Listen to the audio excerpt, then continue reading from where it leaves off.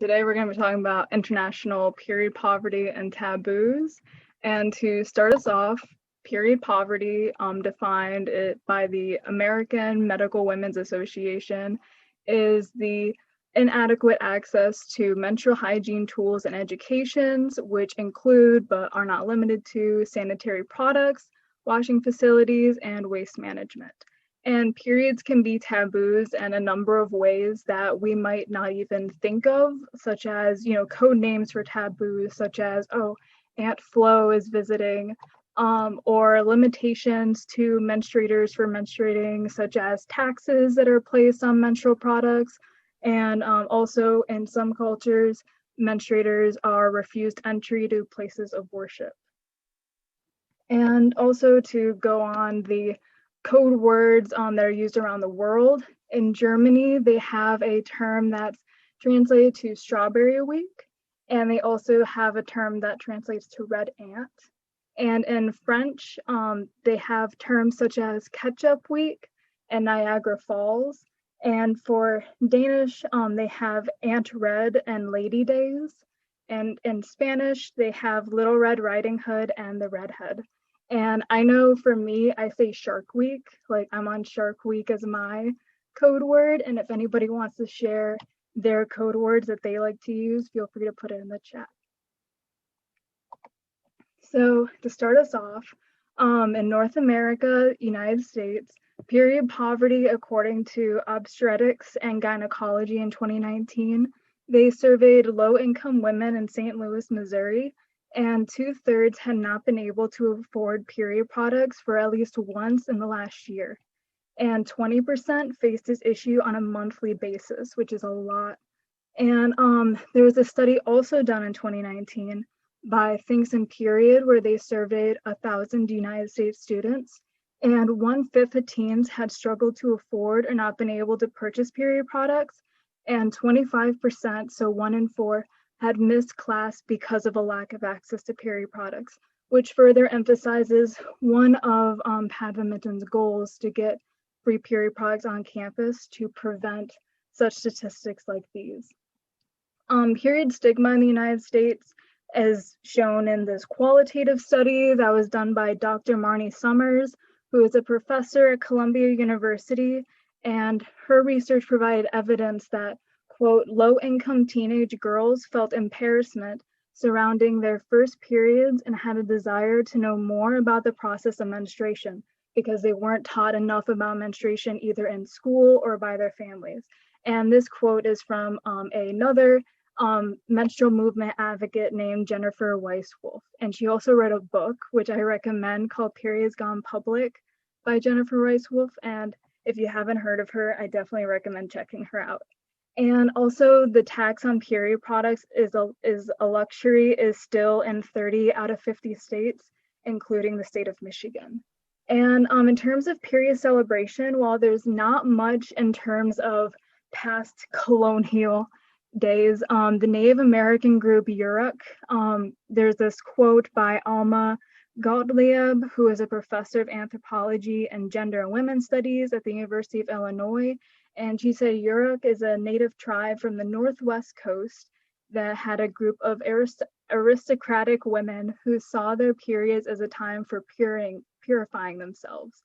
They were on a shared menstrual cycle and did a series of rituals during the cycle that they said was a period of their most heightened spiritual experience, which is like really nice, like considering having like almost like that sisterhood, right, of just having like a shared menstrual cycle and just saying, man, my periods suck, and it's like, me too.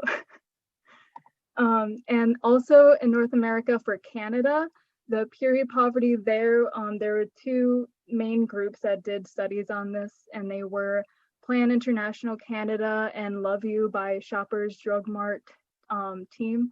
And for Plan International Canada, 1/3 of menstruators younger than 25 struggle to buy enough products every month, and 68% of all study participants felt that their period prevented them from full participation in an activity. And these activities can include school or sports or anything else. And greater than 50% of all study participants have missed school, work, or social activities.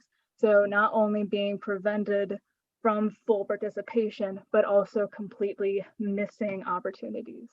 And for Love You by Shoppers Drug Mart team, 17% of their participants had to make difficult choices from buying period products and an essential item in the grocery store, such as food or other toiletries, more often than they can count. And 14% had been forced to resort to using unhygienic alternatives to period products like socks, rags, or old t-shirts, and sometimes worse.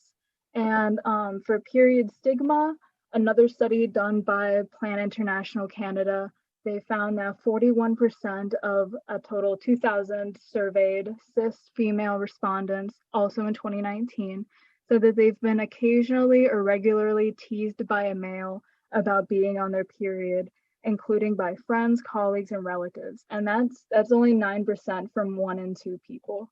So definitely prevalent stigma. And I can imagine that percentage being similar for the United States as well. And for period celebration, Plan International Canada found that 81% of Canadian women and 75% of Canadian men of all ages support or someone support making menstrual products available for free in public spaces, including park facilities, libraries, and community centers. And I consider that to be a celebration because that in itself shows like there's over half, I mean, a large majority of Canadians who support ending period poverty, which is really great. And then for Mexico, and for period poverty, in January of this year, Mexico City became one of the largest cities to ban single-use plastics, which included tampons and plastic applicators, which then caused resale markets for tampons with plastic applicators to pop up online with tampons selling for 3 times their usual price. And it's basically become a black market of trying to get tampons. And 40% live in poverty, and period products consume up to 5% of monthly expenses of some people who live in Mexico. And some spaces like Chiapas, Oaxaca, and Huasteca Potosina, sorry if I'm butchering those names, only have latrines, which are basically just holes in the ground. And Lorena Ordaz, who is an executive director of the Hunger Project in Mexico, explains that girls don't go to school because they fear of staining their clothes and they lack the proper facilities to clean their clothes and themselves when menstruating. And moreover, some are sexually abused when they try to use the latrine because these latrines are often placed outside of their home and in dark and hidden areas where they can be more prone to get attacked. And 36% of Mexico City residents lack daily water supply, and 17% don't have flushable toilets. And in South America, Venezuela also experiences period poverty, mainly due to their economic hyperinflation, which caused the prices of period products to increase. And to tell you about that hyperinflation, 2 packs of pads can consume up to 1/3 of a woman's minimum salary, according to a 2018 source. And Platham, an association for family planning in Venezuela, stated that 90% of medicine and healthcare products are in shortage. And 90%, I just can't even imagine. So probably in places like hospitals, they're definitely lacking in period products. And now I'm going to pass it over to Gigi to tell you about period poverty in Africa. Hi everyone, I'm Gigi and I'm talking about periods in Africa, Europe, and Asia. So in Africa, in Nepal, there is a historic practice called Chhuapati.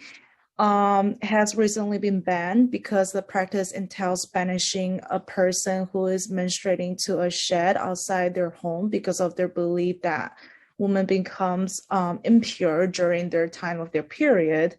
That is according to the Time magazine. The practice reportedly leaves women susceptible to diseases, rape, and in some cases, even death.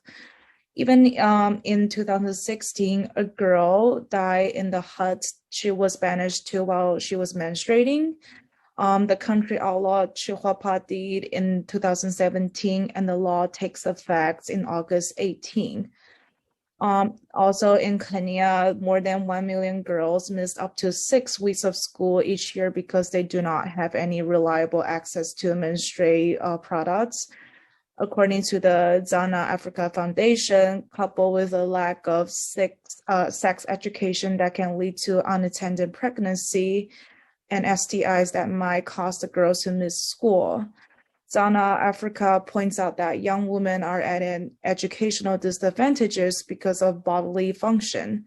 Luckily, Zhang Africa is also doing something to change that, and it's working. According to NPR, the Kenyan government has been locating about $3 million per year since 2011 towards distributing free menstrual pads to school in low-income communities. Zhang Africa reportedly helps distribute the pads and provide health education so girls have a better chance of staying in school.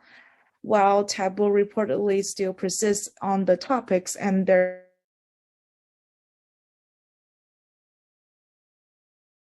efforts in Kenya to increase access to menstrual products are working, while countries like the United States continue to tax menstrual products and make them less accessible. And in Ghana and Ivory Coast, they treat periods like celebration. They treat women with like royalty when they're on their menstruating period. The woman will be relaxing under gorgeous umbrellas and receive presents and praises from others. There's a quote from a person saying, menstruation is like the flower of a tree. You need the flower before the tree can fruit. Now we're moving on to Europe. In England, according to The Independent, more than 137,000 of girls in the UK missed schools in 2017 because they couldn't afford any menstrual products.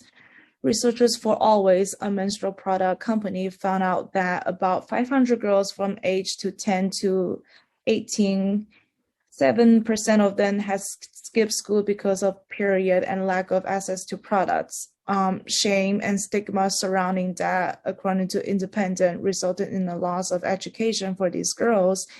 And beyond missing school, the girls in the UK are also reportedly putting their health at risk using menstrual products for longer than they're supposed to. But in Scotland, the new period product bill in Scotland practically eliminates these problems because accessibility to sanitary products must be made by the Scottish government and organized countrywide. Public restroom in educational institution must contain a variety of period products without charge, and it also allows oversight over local jurisdiction to ensure enforcement of the law. In Germany, there are tax on books that was lower than tax on period products, which caused one business to get creative. And I'm going to share this video. First, I'm going to share computer sound. I was shocked to learn that pads, tampons, and other menstrual products are taxed as luxury goods. I suspect it's because men were making the law. Right, Mr. President. Men made the tax laws. 50 years ago, German lawmakers, who were all men, decided to tax feminine hygiene essentials like tampons with the highest rate of 19%, but things like caviar, oil paintings, or truffles with only 7%. So tampons are the real luxury? Menstruation is luxury? Breaking the law wasn't an option for the female company, an online shop for feminine hygiene products. So how could we sell tampons for 7% instead of 19%? We outsmarted the law with the law itself by selling tampons packaged as a book, because books are also only taxed with 7%. Hello to the tampon book. A book that is a packaging for tampons to save taxes. A book that is a provocative message of existing gender inequality in our tax system. filled with 15 tampons and 40 pages of explicit content about your period that is still treated as something to be embarrassed of. The book sold out within a day, the second edition within a week. It put the unfair tax system on the agenda of influencers and media. 1.650 € Steuern zahlt jede Frau in ihrem Leben nur für Tampons. Germany's largest TV networks started to put pressure on the German Ministry of Finance. The message became a political message, too political for Facebook, which temporarily banned the content. Leading female politicians and members of the German parliament started sharing the tampon book. The petition on change.org got more than 150,000 signatures. And now, the German Committee on Legal Affairs must officially debate the tampon tax.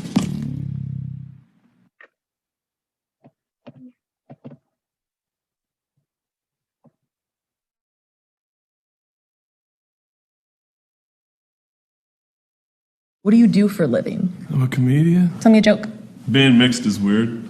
Word. People mistake your culture. I had a lady come up to me last week and she goes, "Aren't you one of those Samoans?"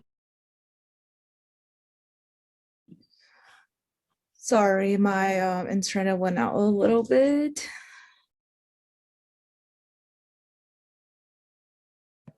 It's all good. I'm gonna start sharing it.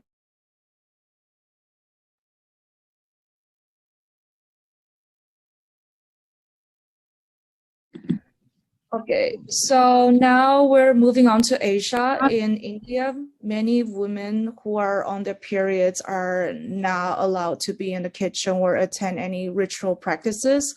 According to a 2016 Hindustan Times report on period taboo in India, many do not believe periods are natural, while others consider them dirty, and 28% of girls said they do not go to school during their period because they don't have any sanitary or affordable menstrual products. This means that period stigma and lack of access to menstrual products is leading girls to miss out on their education. According to CNN, a 12% tax on pads was imposed in 2017 in India, highlighting how they remain inaccessible for many women. CNN reports that women resort to using potentially harmful things to catch menstrual blood, including scraps of cloth, newspaper, ash, wood shavings, and more. In China, there is an Olympic swimmer called Fu Yuanhui announced that she was on her period when she swam during the 2016 Olympics in Rio. She broke down a major misconception about menstruation in China.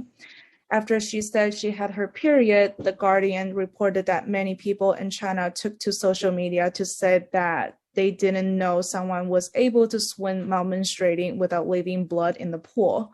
That is because tampons are reportedly rare in China. According to The Guardian, only 2% of people who menstruate in China use tampons. This is reportedly because of health concerns surrounding tampons and the belief that using a tampon could mean someone is no longer a virgin if using one tears the hymen. Of course, someone's hymen being intact is not linked to whether or not they've had sex, and having sex isn't shameful. The Los Angeles Times reports that a lack of sex education contributes why some do not use tampons. But this taboo runs so deep that in 2015, there were no tampons manufactured in China, but there were 85 billion pads produced in the country.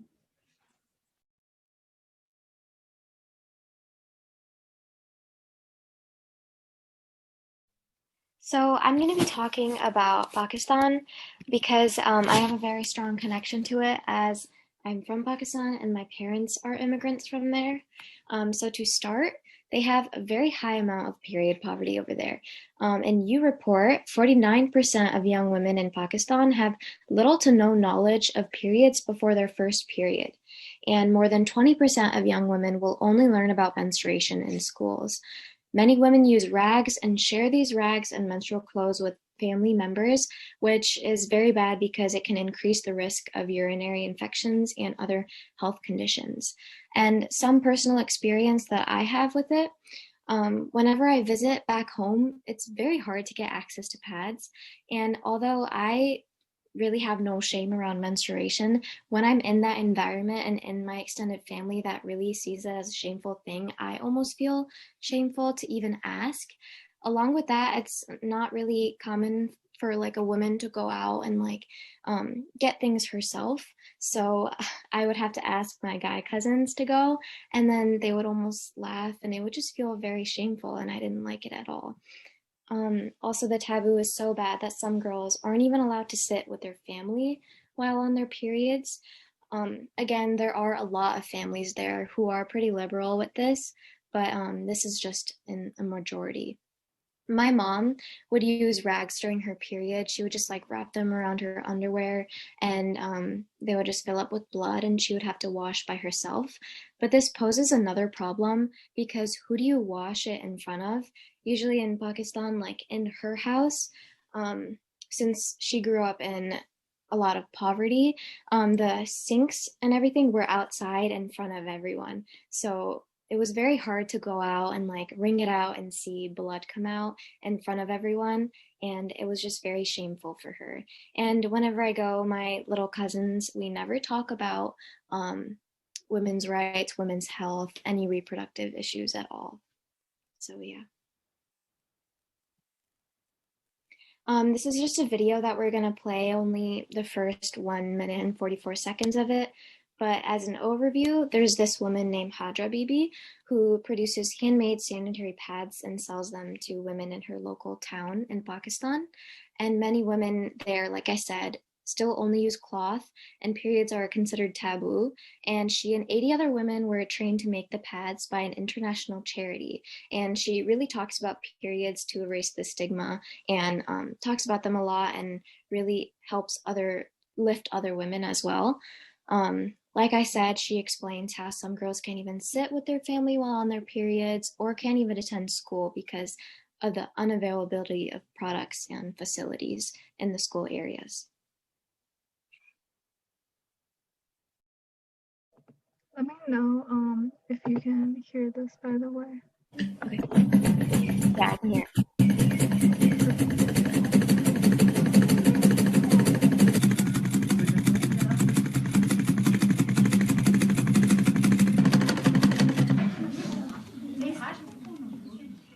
मैं फ़ख्र महसूस करती हूँ। ख़वातीन बाहर नहीं लेते, मुझसे लेते हैं वो। उसको अच्छा लगता है, मैं भी फीमेल हूँ, वो लोग भी फीमेल हैं।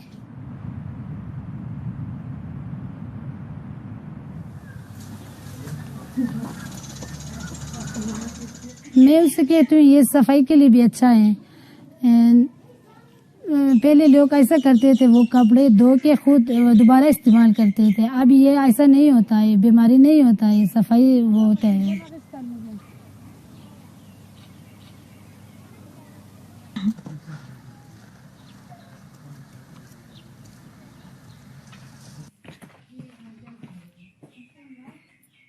هيا أرزان أتهاجرك يا أورات واجهين شو يا شيء شرم نبين وساقانيكم.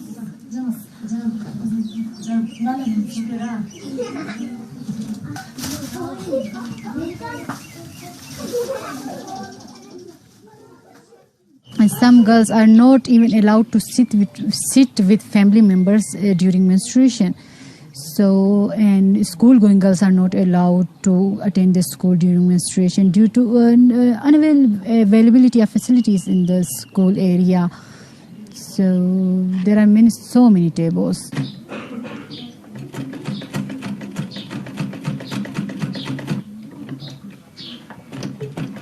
There is a general. So as you can see from that video, especially said at the end that many girls don't even know about menstruation until their period starts. I can definitely understand that because me and my cousins would talk about what they would learn in school, and there was really no concept of sexual education or anything like that. So yeah. And then I'm